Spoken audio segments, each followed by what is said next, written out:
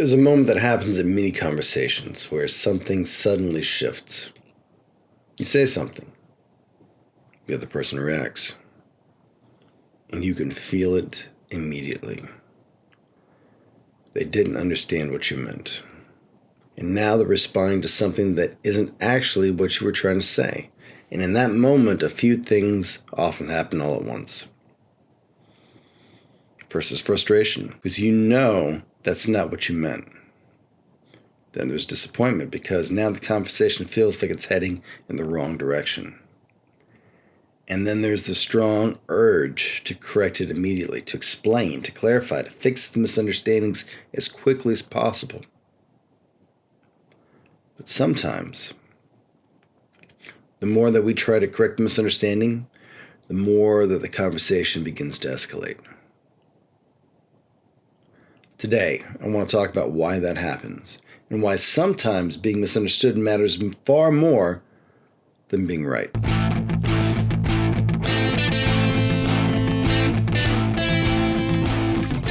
Hello and welcome to Thrive Within. I'm your host, Marc, a life coach, educator, and someone who's passionate about helping you live more fully, honestly, and aligned with who you really are.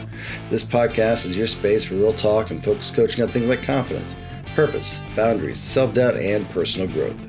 So whether you're in a walk, taking a break, or just giving your brain a moment to breathe, I am so glad you're here. Let's get into it.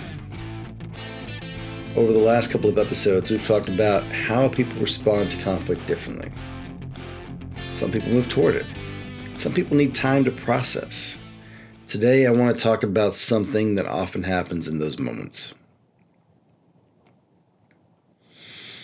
Many conflicts don't actually start with disagreement. They start with interpretation. One person hears something and assigns a meaning to it. And that meaning isn't always the one that was intended. And suddenly the conversation isn't about the original topic anymore. And now it's about what the other person believes you meant. And when that interpretation touches your character, things escalate quickly. Because now you're not just discussing an idea, you're defending who you are. Most people can handle disagreement.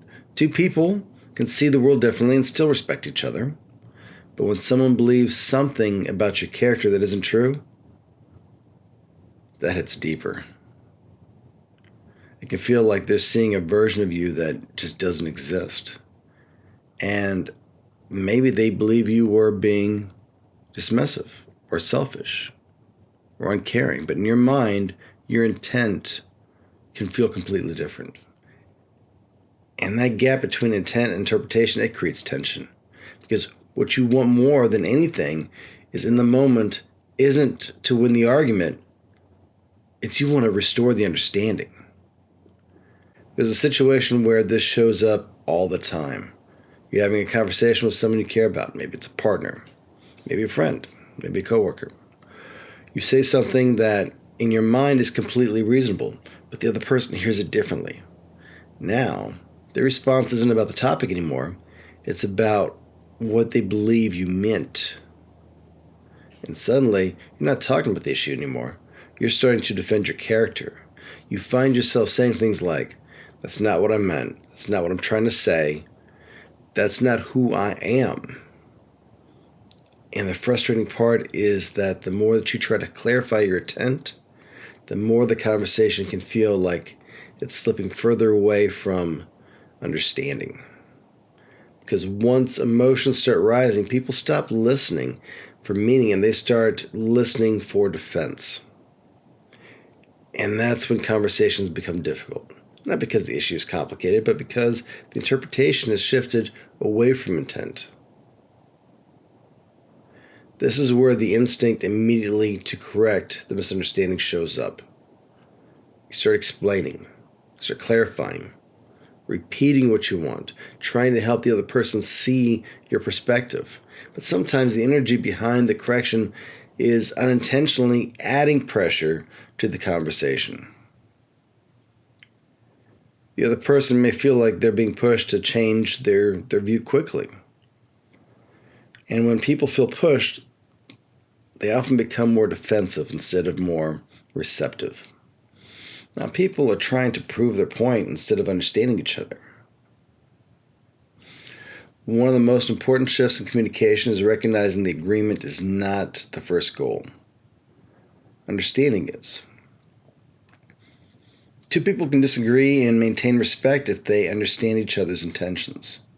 But when intent is misunderstood, the conversation becomes emotionally charged. And now it feels personal. And restoring understanding often requires slowing the conversation down and not speeding it up. One of the most helpful things you can do in those moments is slow the conversation down. Not to avoid discussion, but to reset the tone. Sometimes the most powerful thing you can say is something very simple. Something like, I think we might be misunderstanding each other. Or, let me try explaining what my intent was. Now, those small shifts can change the energy of the conversation. Instead of trying to win the moment, you're inviting clarity back into it. And clarity lowers emotional tension. Because once people understand your intent, then they're far more open to hearing your perspective. It doesn't mean that they're always going to agree with you, but understanding creates possibility of respect. And respect is what keeps conversations from turning into conflicts. This is where your inner compass becomes important. Your inner compass is your internal sense of truth. It reminds you of your intent, your values, your character. When you stay connected to that inner compass, you don't feel the same urgency to convince everyone immediately. You can calmly explain your perspective without becoming emotionally reactive. And sometimes that calm clarity is exactly what allows the other person to finally hear you.